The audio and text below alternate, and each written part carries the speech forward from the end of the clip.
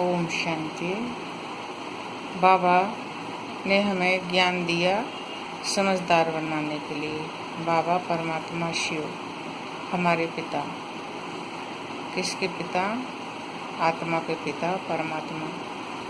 समझदार बनाने के लिए ज्ञान दिया। जो समझदार बन जाते हैं वे उच्च पद को पा लेते। पढ़ाई में भी जो समझदार होता है लौकिक पढ़ाई से तो ऊंचा बन जाता है। जो नहीं पढ़ता है तो जीवन तो रहता है परंतु उतना समझदार नहीं कहलाता है। बाबा भी हमें पढ़ाई पढ़ाते हैं। कौन सी पढ़ाई पढ़ाते हैं? ये है अविनाशी पढ़ाई, आत्मिक पढ़ाई, जो परमात्मा के द्वारा हम बच्चों को प्राप्त होती है। समझदार बन जाते हैं, सुख में चले जाते हैं। इतनी सहज पढ़ाई, इतनी सरल पढ़ाई, घर बैठे चलते फिरते उठते बैठते कर्म क्षेत्र पर रहते कर्म करते, और इस पढ़ाई का उपयोग हम कर सकते हैं।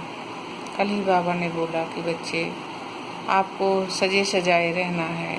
कर्म क्षेत्र पर रहते कैसे सजे सजाए रहना है? आपको देह भान मिट्टी की ड्रेस नहीं पहननी है। आपको फरिश्ता स्वरूप की ड्रेस पहननी है।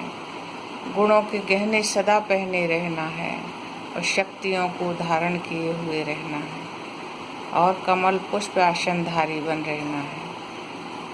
अगर ऐसे हम कर्म क्षेत्र पर रहते हैं तो बाबा बोलते हैं कि बच्चे तुम सदा ही हर समस्याओं में बीजी रत्न बन जाते हो। ये ज्ञान इतना प्यारा, इतना मीठा। कर्म क्षेत्र पर इसकी पहचान तभी होती है जब हम कमल पुष्प आसनधारी बन सर्व शक्तियों को धारण कर ज्ञान को स्मरण में रख ज्ञान के गहने पहने हुए रहते हैं तो शोभा रहती है।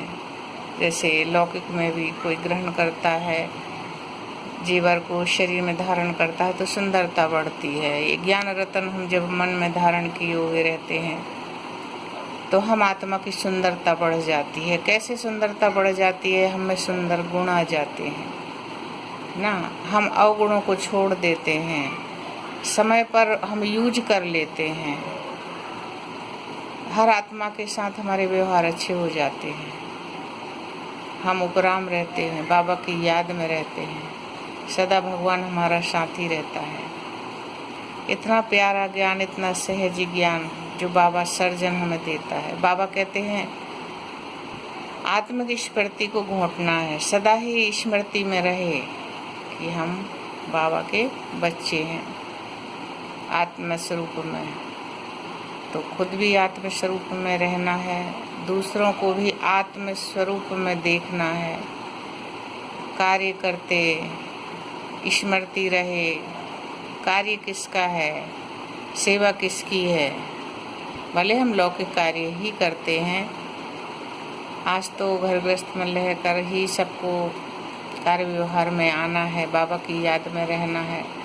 तो अब ये गुण और शक्तियों की पहचान कैसे होगी? जब हम घर गृहस्थ में रहते उसी समय तो कार्य व्यवहार के समय यदि ज्ञान रत्न बुद्धि में रहेंगे तो हम यूज यदि कर लिए तो हमारी विजय निश्चित है। हम हर समस्याओं से बच जाएंगे, खुशी हमारे हाथ में रहेगी और एक दिन हम भगवान की स्मृति में ही सदा लगन में मगन रहेंगे।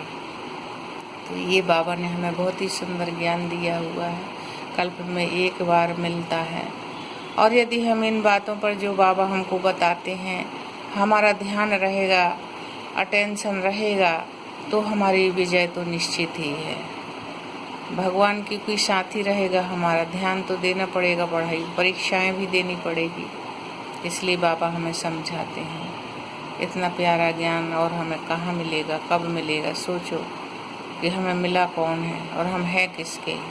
हर जन्म में जो सच्चा हमारा साथी है, हमें मदद करता है, भक्ति में भी हमारी पुकार सुनता है और आज हमको आकर मिला हुआ है, तो कितना ना हमें ध्यान देकर भगवान की याद में रहना चाहिए। अपने और उसके सारे रिश्तों को, सारी बातों को, सारी समस्याओं को भगवान अर्पण कर हमें अपने भाग्य को बनाना चाहिए। ओम शांति।